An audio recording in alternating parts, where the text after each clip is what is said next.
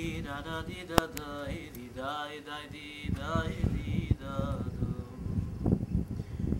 Gemara in Yevamos says,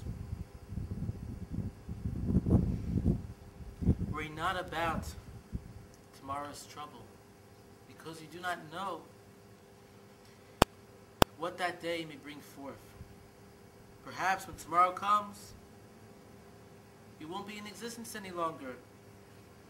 And thus you would have worried for nothing.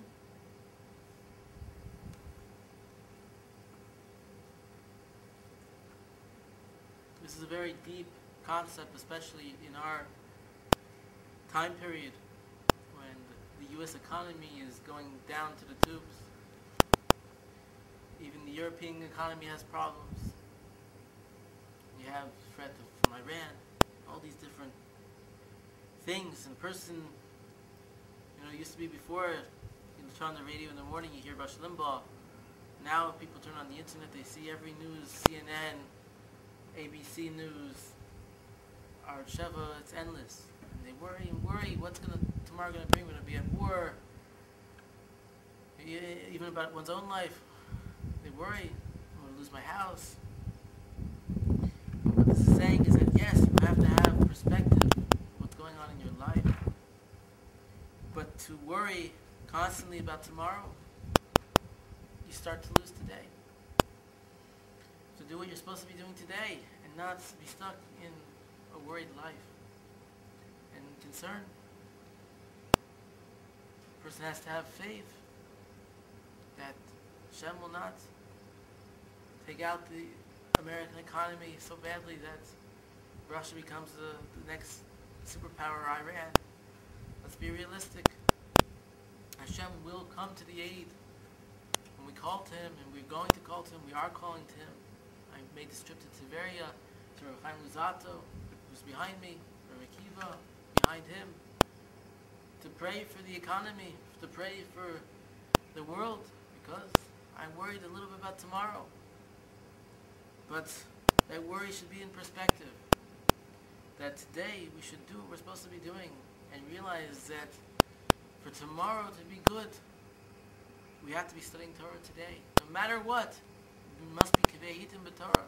We must pray and daven to Hashem and do our best to follow all the halachos, the commandments that we've been given. And not to have in our mind, which I find myself having, how do you have time to learn the Torah? You have to work. You have a lot to worry about. What's going to happen tomorrow when they try to take your house and put you in jail?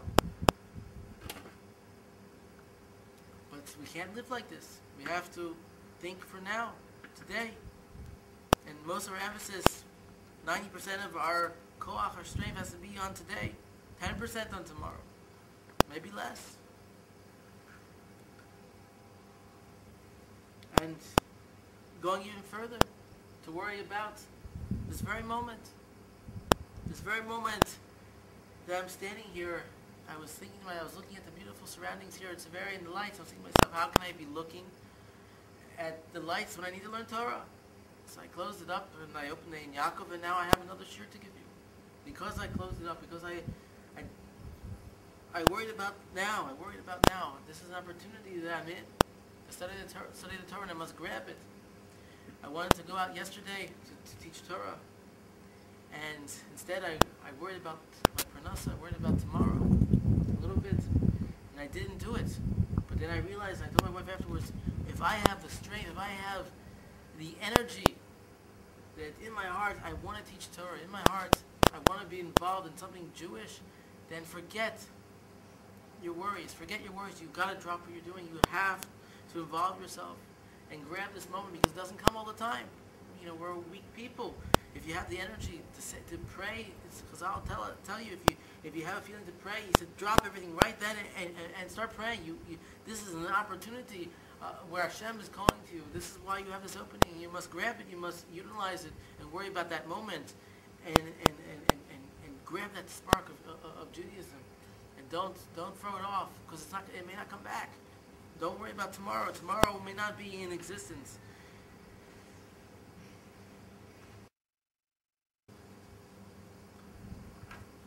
It's about 5 in the morning here.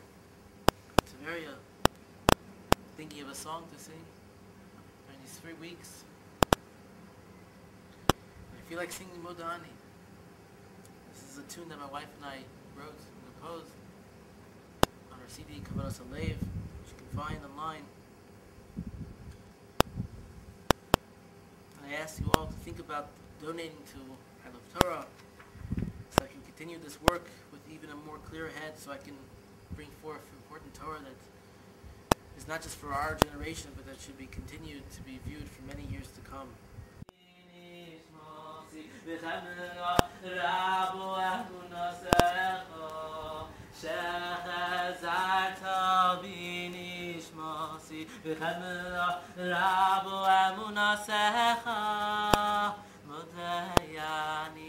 Modiani lefonecho melechai v'kayom. Modiani lefonecho melechai v'kayom. Shechazarto binishmosi v'chamelo rabo amunasecho. Shechazarto binishmosi v'chamelo Rabo amunasecha, Modiani lefonecho melechai v'kayom. Modiani lefonecho melechai v'kayom. And I see why Hashem gave me this song, because Modani is like the idea of waking up in the morning. It's the first thing we're supposed to say.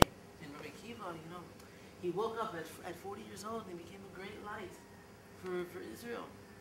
And here we're speaking about how you have to grab every day and not to worry. And what happens in the morning? We say, Moda ani lefonecha. The first thoughts that we have for that day affect the entire day thereafter. It lays a concrete, it lays a foundation for that entire day. And yet, we wake up in the morning, some of us are like, we're in bed like this, and our fingers go to the laptop to check the email. Even before Modani, before washing the hands. How we start the morning with our thoughts. There's a special name that you're supposed to focus on. You can ask me about it when you first wake up in the morning. You're supposed to picture the name of Hashem, Aleph and Lamed and then Vav and then Hey. And you're supposed to picture, you're supposed to think about Hashem and the Torah. So your first thoughts are so important when you wake up in the morning. Your perspective, you wake up with a joy, with a simcha. It's not for anything that Chazal and Rav Yosef Karo, whose Yortzeit just was, it's not for anything that on the first page he spoke about the importance of waking up like a lion. The beginning of the Jewish law is telling you that how you start your day, how you start not only the morning, but the Bial Rebbe, the first Bial Rebbe, I believe it's the first or the second. So he said that not only how you start your day in the morning when you wake up, but in Judaism, the day really starts when it's sundown, at night. So how you start that is from Shkia on is very, very important time. When the sun is going down, that you're doing something involved in Yiddishkeit, involved in simcha and joy, and this affects the entire night, which we know night is filled with a lot of klipa, with a lot of tests from Hashem to do the right thing, and so you have to start it properly on Shkia, and it's important to daven, say tzil chochavim, daven, say tzil chochavim, Rebbeinu Tam, when it's dark, but right away, in order that you should be able to found that day. I hold very strongly to daven, not when it's still light out, but to daven after 3 stars, and preferably Rebbeinu Tam, and to try to grab that moment, and that's the time to welcome the evening with prayer, with how we start things. Modani lefonecho melech chai v'kayom. This gives us life. Gives us life.